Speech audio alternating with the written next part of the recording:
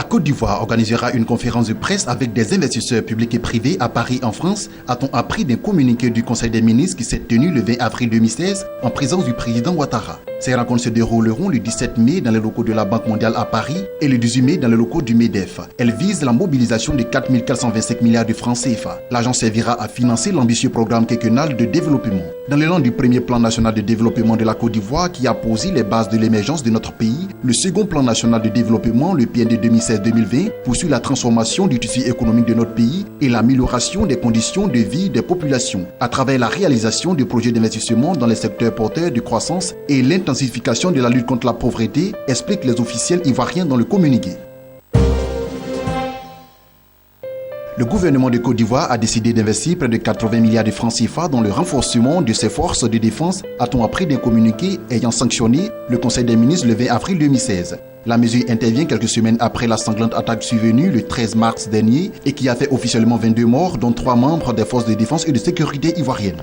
L'argent sera dépensé pour le renforcement des services de renseignement, la surveillance des frontières, la formation et l'équipement des unités ainsi que la dotation en moyens de mobilité et de déploiement des troupes additionnelles sur l'ensemble du territoire national. Elles seront mieux équipées de moyens plus adaptés, de moyens blindés, plus adaptés en milieu confiné, comme ce fut le cas au cours de l'attentat de Grand Bassam, a fait savoir Bruno Gnabagné-Koné, le porte-parole du gouvernement, selon des propos rapportés par des médias locaux. L'insécurité constitue désormais un facteur majeur dans la gestion des économies africaines.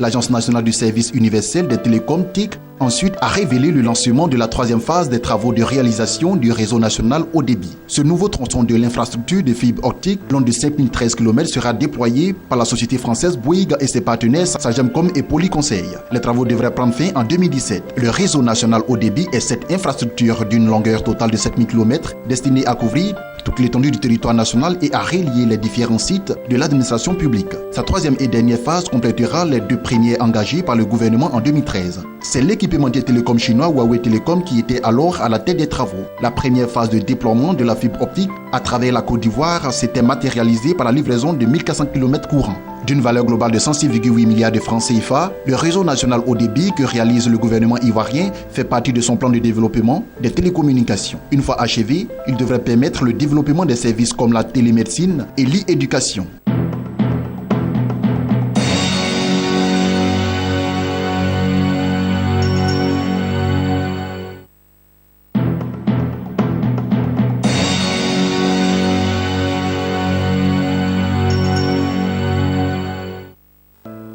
Lundi 2 mai s'est tenue l'Assemblée générale du groupe BGFI Bank à l'hôtel Radisson Blu de Libreville.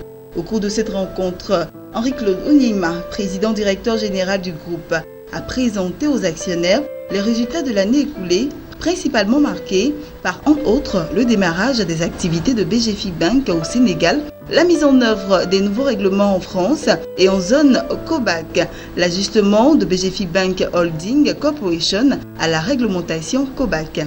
À cette même occasion, l'Assemblée générale a décidé de la distribution d'un dividende de 3 200 francs CFA par action, soit un montant global de plus de 5 milliards de francs CFA. La valeur mathématique de l'action BGFI Holding Corporation se situe ainsi à 153 103 francs CFA contre 144 666 francs CFA l'année dernière pour une valeur nominale de 90 000 francs CFA. La question de la restructuration de la Postbank a été débattue ce lundi à la primature du Gabon. Il en ressort qu'une assemblée générale s'est tenue récemment à Libreville pour examiner l'état des comptes de l'entreprise et le projet de relance de ses activités, mises en mal par une situation financière extrêmement fragile. Conséquence, l'État est interpellé sur la reconstitution des actions des épargnants et des petits porteurs. Selon le président directeur général de la structure postale, de tous les dépôts de la Postbank Gabon, le montant s'élève de nos jours à 75 milliards de francs CFA collectés auprès de 400 000 clients qui ne peuvent plus accéder à cette épargne. Le gouvernement est aussi sollicité sur la prise en charge d'une masse salariale estimée à 209 millions de francs CFA.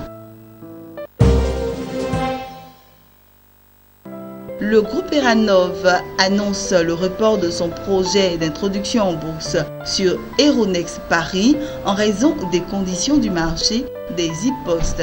Avec l'ensemble de ses équipes et l'appui de ses actionnaires, Eranov entend poursuivre sa stratégie de développement et de croissance en tant qu'acteur majeur en Afrique de l'Ouest dans la production, le transport et la distribution électrique de l'eau potable, ainsi que dans la gestion des services publics.